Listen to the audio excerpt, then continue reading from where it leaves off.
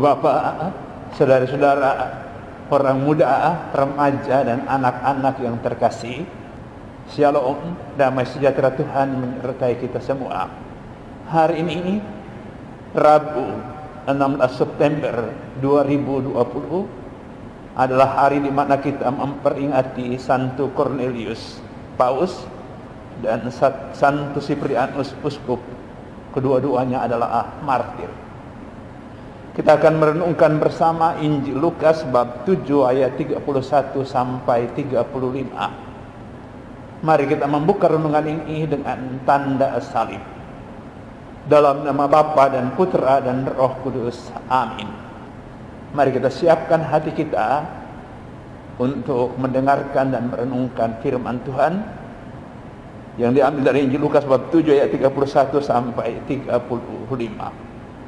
Sekali peristiwa, berkatalah Yesus kepada orang banyak, dengan apakah akan kuumpamakan orang-orang dari angkatan ini?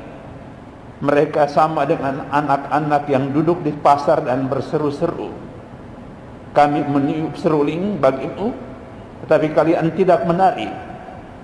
Kami menyanyikan kidung duka, tapi kalian tidak menangis. Sebab ketika Yohanes Pembaptis datang dan ia tidak makan roti dan tidak minum anggur, kalian berkata, ia kerasukan setan. Kemudian Anak Manusia datang, ia makan dan minum, dan kalian berkata, lihatlah seorang pelahap dan peminum, sahabat pemungut cukai dan orang berdosa. Tapi hikmat dibenarkan oleh semua orang yang menerimanya. Demikianlah Injil Tuhan, terpujilah Kristus. Ibu bapak, saudara-saudara, orang muda, remaja, dan anak-anak yang terkasih, hati yang keras membatu tidak pernah akan tersentuh oleh pengalaman apapun dalam hubungan dengan Allah.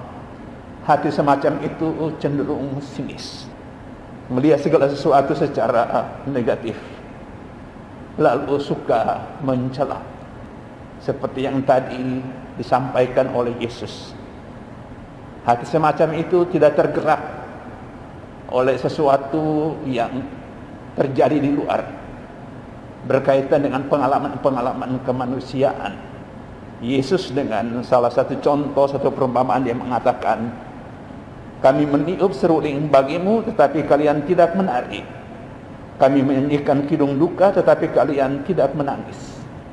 Ada seruling kegembiraan, orang tidak menari.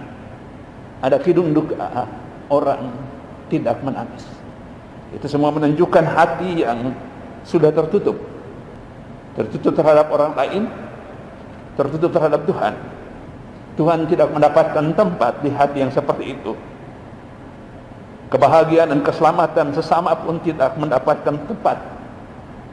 Tidak ada kepedulian.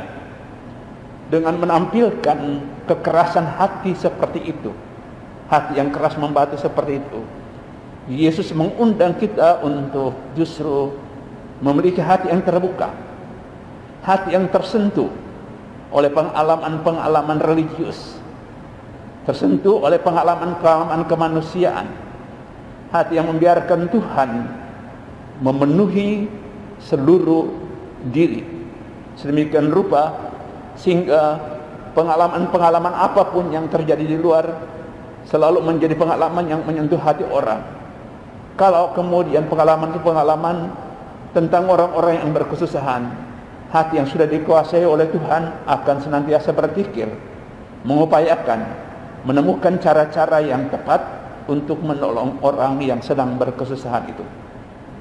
Hati semacam itu akan selalu terbuka untuk mendengarkan apa yang menjadi kehendak Tuhan yang disampaikan melalui orang-orang lain.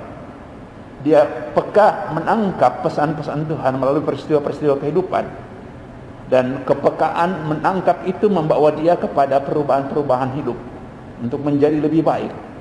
Dan itu yang Tuhan kehendaki dari kita. Mari kita berdoa supaya kita memiliki hati yang lemah lembut, memiliki kerendahan hati yang memungkinkan kita untuk terus belajar dari pengalaman hidup untuk menjadi pribadi yang sesuai dengan harapan dan kehendak Tuhan. Tuhan memberkati kita semua dalam nama Bapa dan Putra dan Roh Kudus. Amin.